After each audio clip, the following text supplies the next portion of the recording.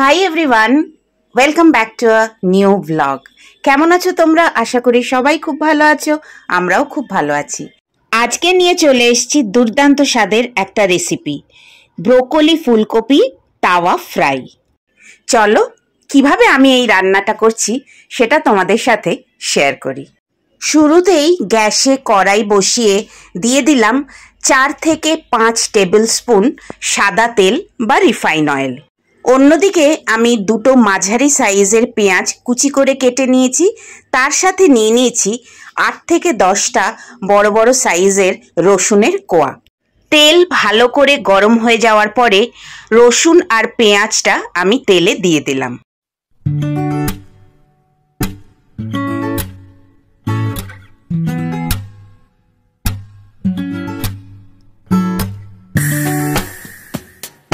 এক মিনিট ধরে পেঁয়াজ রসুনটা ভাজার পরে কড়াইতে দিয়ে দিচ্ছি স্বাদ অনুযায়ী চিনি।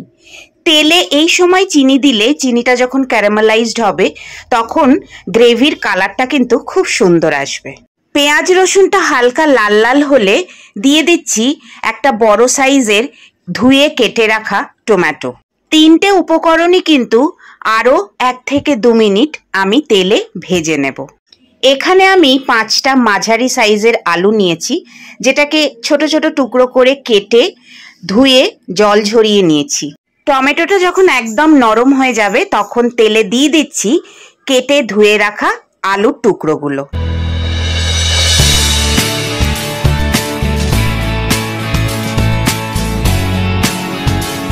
সমস্ত উপকরণের সাথে আলুগুলোকে আরও 2 থেকে 3 মিনিট ভেজে নিয়ে ঢাকা দিয়ে দিলাম। এই ঢাকাটা আমি 5 মিনিট মতন রাখবো।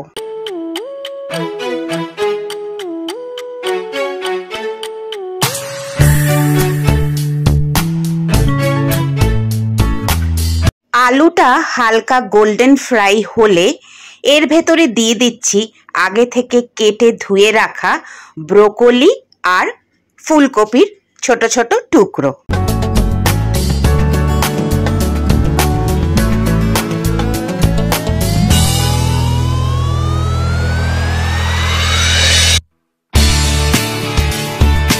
সমস্ত সবজিগুলোকেই কিন্তু ঢাকা দিয়ে দিয়ে আরও 5 থেকে 7 মিনিট ভালো করে ভেজে নিতে হবে। ফুলকপি ব্রোকলিও হালকা লাল লাল হলে দিয়ে দিচ্ছি 1 টেবিল স্পুনের মতন হলুদ গুঁড়ো। এরপর দিয়ে দিচ্ছি 1 থেকে 2 টিস্পুন জিরে গুঁড়ো। গ্রেভির কালারের জন্য দিয়ে দিচ্ছি 1 টিস্পুন কাশ্মীরি লঙ্কার গুঁড়ো। দিয়ে দিলাম স্বাদ অনুযায়ী নুন।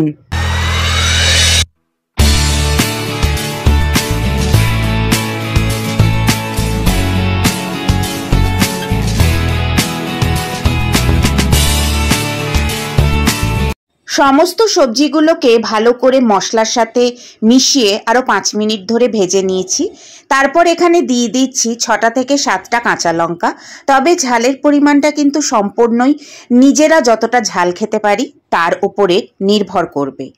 এরপরে আমি দিয়ে দিচ্ছি 1 থেকে 2 টেবিল স্পুন সয়া সস। দিয়ে দিচ্ছি সেম অ্যামাউন্টের টমেটো কেচাপ।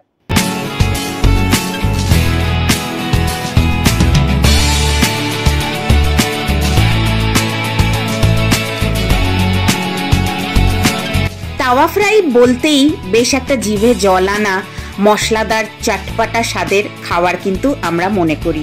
একদমই তাই, এই রান্নাটাও কিন্তু একদমই চটপাটা মশলাদার একটা রেসিপি। এটাতে এই ধনেপাতা আমি অ্যাড করে দিলাম। ধনেপাতা কিন্তু এক্সট্রা অ্যাডিশন, যারা পছন্দ করো না তারা কিন্তু বাদও দিয়ে দিতে পারো।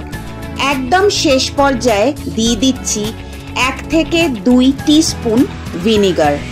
সমস্ত উপকরণ আবারও ভালো করে একবার নাড়িয়ে চাড়িয়ে নিচ্ছি। আমার ব্রোকলি ফুলকপি তাওয়া ফ্রাই কিন্তু একদম তৈরি। এবার গরম গরম পরিবেশনের পালা। এই ব্রোকলি ফুলকপি তাওয়া ফ্রাই রুটি পরোটা সব কিছুর সাথেই কিন্তু খুব ভালো করে যাবে।